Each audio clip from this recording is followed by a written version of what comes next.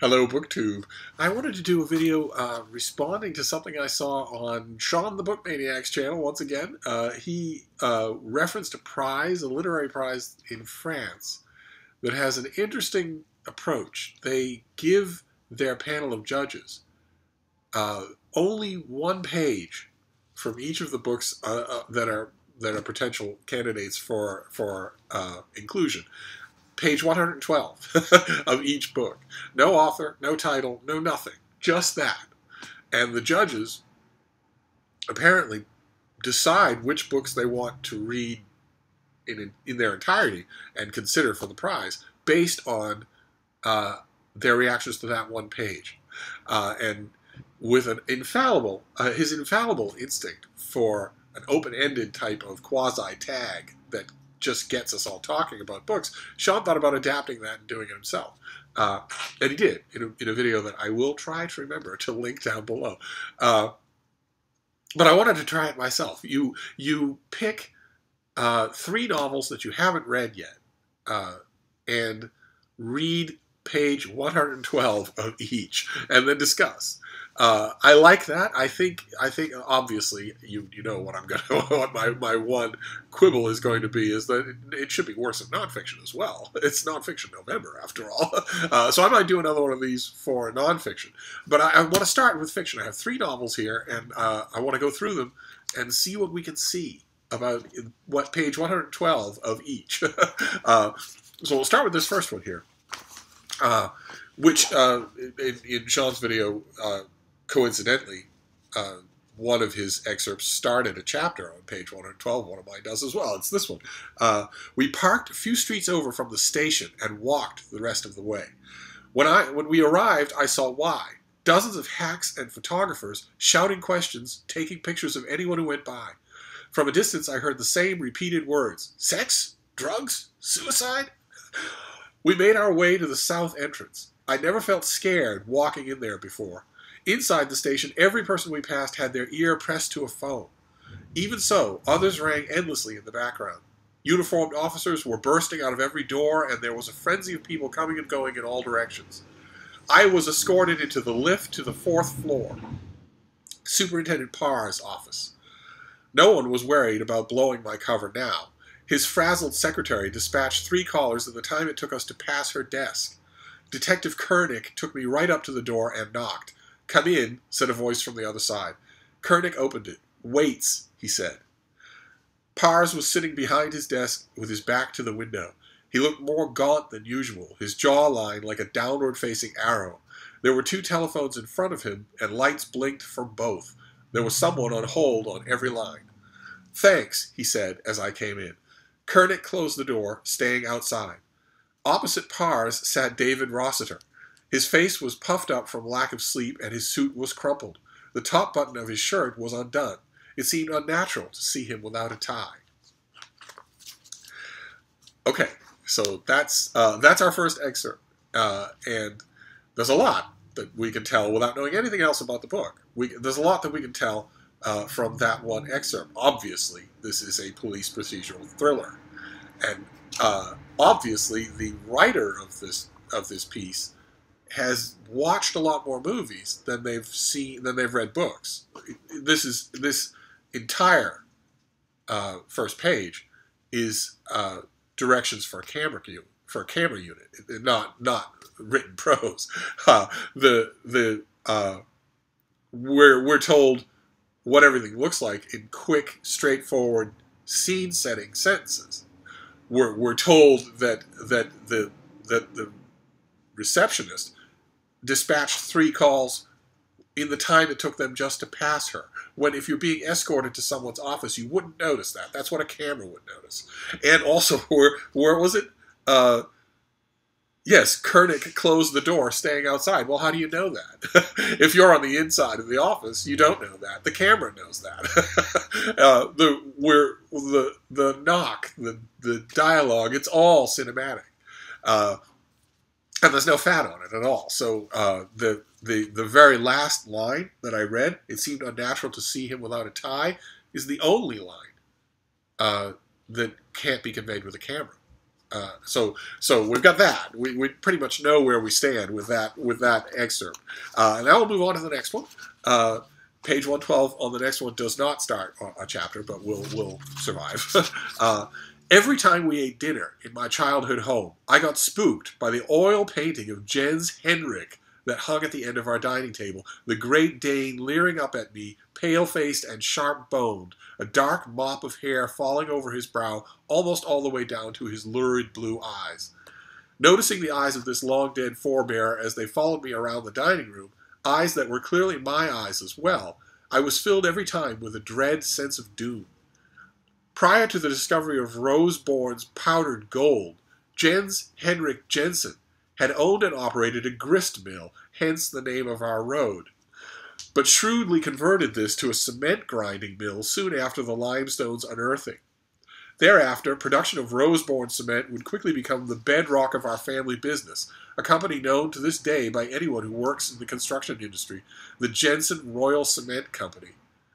Jens Henrik inserted the royal both for the sake of gravitas and to honor Denmark's King Frederick VI. Apparently, this ultra-high-grade limestone was some seriously good blow, good enough that our humble town rapidly gave birth to 15 cement companies and lent its name to a whole new breed of cement, drumroll, Roseborne cement. And who in the world does not know that Roseborne cement was used for the Grand Central Terminal, the piers of Brooklyn Bridge, New York's earliest skyscrapers, and the pedestal of the Statue of Liberty? Shame on you. From its discovery to present day, Roseborne cement experienced many ups and downs. Our natural cement is formidably strong once it sets, but frustratingly it takes an incredibly long time to do so. Yes, tough but stupidly slow, Roseborne cement is the Sylvester Stallone of the construction world. Okay, all right. We can see right away that we're in a very different kind of book.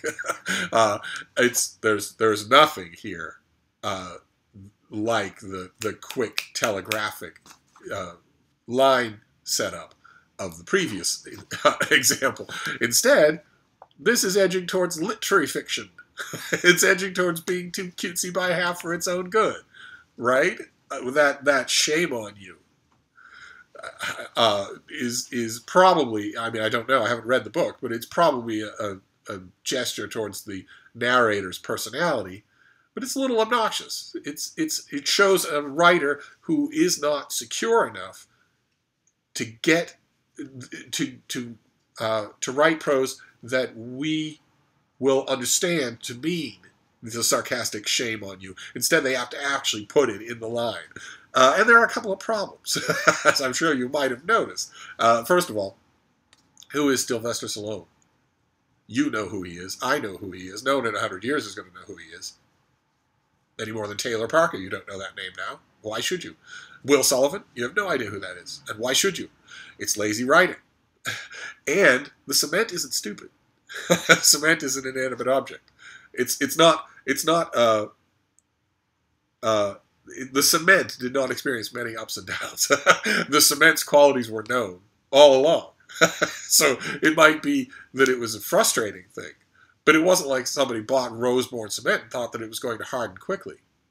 It's a little, and also that bit about every time we ate dinner in my family home is how the first paragraph we read starts. The last paragraph is that you could feel the long dead eyes following me around the dining room. Well, you don't eat walking around the dining room, do you? And eyes following you around a room is pretty cliche. And also there's that business of I was filled every time with a dread sense of doom. As opposed to what? A cheerful sense of doom? Now, see, the one thing we didn't get in the first excerpt was writer workshop-y overwriting. And we're edging towards it in this one. It's pretty good. But it's you definitely can tell that the writer is edging closer to, look, Ma, I'm writing. Whether that annoys you or appeals to you, I don't know. And then we'll do the third one. We'll do our third, page 112. The whole point of this being, as Shawn points out in his video, for you to react to these things. What are your reactions? What can we know from one page of prose? Now, you know, he would admit this, and I'm sure that the French prize admits it too, that this is inherently unfair in one sense, because yes, the idea is that manuscripts are heavily worked. First, they're workshopped, and then they're worked over by beta readers and agents and publishers, readers, and even the publisher himself or herself in their beginning chunk. And then sort of quite a few of them are just sort of left to fend for themselves after that. That is definitely a true phenomenon. So you figure page 112, you're past the point where that love and care has been taken, and now you can start to see what the author really does, sort of when no one's watching, that sort of thing. But it's also true that when you're talking about page 112 of a novel, 111 pages have preceded it, and who knows how many, 200 more pages are going to follow it. So in a way, it's unfair, but I have been doing a variation of this test forever. My term for it was always the taxi driver test. Open a book at random and read a chunk of it, and it will give you a very clear idea of the book that you're holding in your hands. Not a definitive idea, but still. So we'll do this last one, and in this case, page 112 once again starts a chapter. It's 1950. And like the boy Siparius, who she'll soon discover, little Patty Westford falls in love with her pet deer. Hers is made of twigs, though it's every bit as alive. Also, squirrels from pairs of glued walnut shells, bears made of sweet gum balls, dragons from the pods of Kentucky coffee trees, fairies donning acorn caps, and an angel whose pine cone body needs only 2 holly leaves for wings. She builds these creatures elaborate homes with pebbled front walks and mushroom furniture. She sleeps them in beds fitted with magnolia petal comforters. She watches over them, the guiding spirit of a kingdom whose towns nestle behind closed doors in the burrows of trees. Hang on a second.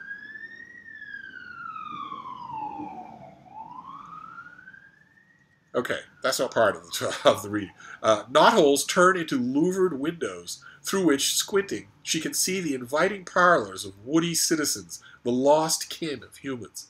She lives there with her creatures in the minuscule architecture of imagination, so much richer than the offerings of full-size life. When her tiny wooden doll's head twists off, she plants it in the garden, certain it will grow another body.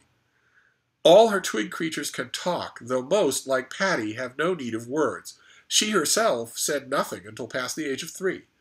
Her 2 older brothers interpreted her secret language for their frightened parents, who began to think she must be mentally deficient.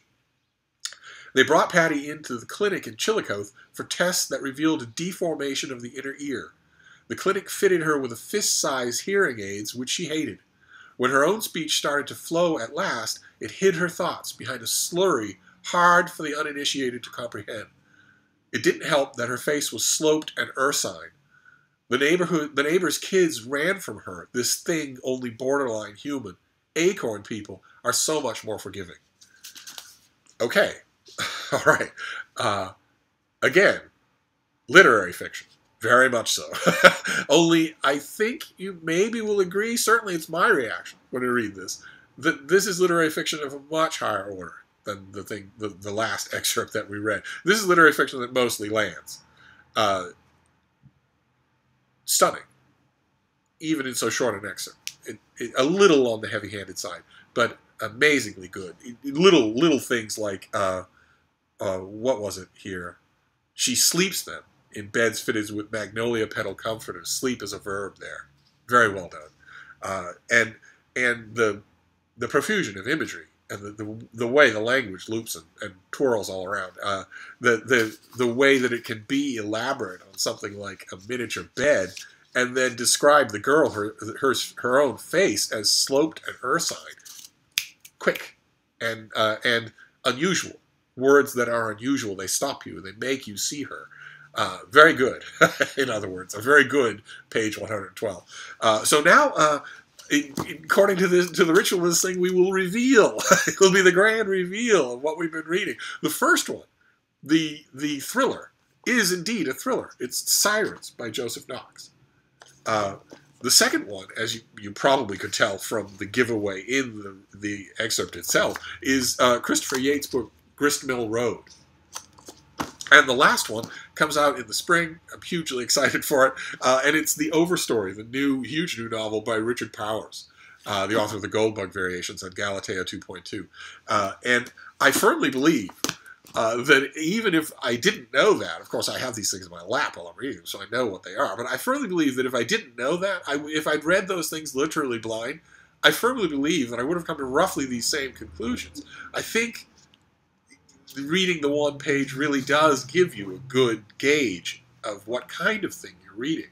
I think it's fascinating. I definitely want to keep this up, and I want the rest of you to do it too. This is another thing, like Shawn's, he grab 10 books off your shelf and talk about them, the grab and gab, where you just take books off your shelf that you already have and waffle about them a bit. Like that, this is a perfectly open-ended thing that anybody can do, and that's going to be interesting for anybody who's listening. It's these wonderful prompts for discussion that Shawn keeps coming up with. I think they give a very good idea of what kind of a teacher he is. Makes me envious of his students. But so he didn't call it a tag. He wasn't quite sure what to call it. But I think you should all try it. It's a lot of fun. So give it a try and let me know what you think. And I'll be back soon. Thank you, BookTube.